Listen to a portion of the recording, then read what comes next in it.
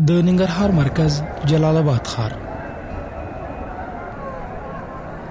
ښاریان او هټیوال وایي د اختر په راتګ سره بازار په نسبي ډول ښه شوی او خلک که ډېر څه نه تر خپلې وسې یو څه کور ته وړي.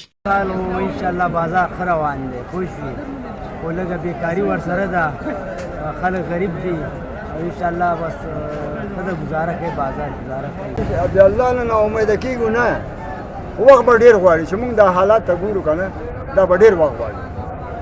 غوښتنه مې دا دی وروره چې څومره دا چارواکي کولی شي زر تر زر دا مسله د خپله د کورنۍ مسله دی. اوسنۍ حالات چې وګورو او تېر وخت وګورو نو اوس ډېر بازارونه زموږ خراب شوي دي، ځکه خلکو سره نشته، نو هر څه په پیسو اخیستل کېږي چې اقتصاد یې کمزوري نو ته به دا په څه واخلې. اخترونه کله یو لوري د خوښۍ لمن خوروي، بل لور ته کاري فرصتونه هم له ځانه سره لري.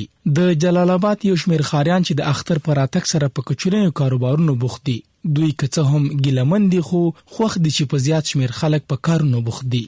والله خوشحاله خو یې، اختر خو د خوشحالۍ ورځې دي او د خوشحاله هغه ده او خلکو ته کاروبار برابرېږي، خو هغه پخواني خوند یې نشته ده.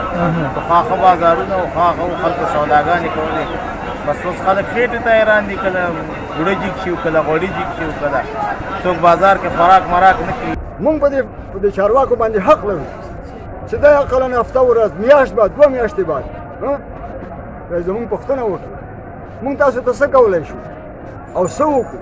که موږ زه نه پوهېږم یو بل نه پوښتنه وکړي، بل نه پوهېږي یو بل نه پوښتنه وکړي، دا یوازې خو داسې نه کېږي. وروره دا عمر په موږ تېر به شي او تېرېږي، خو ډېر په ضلالت سره به یې تېرېږي.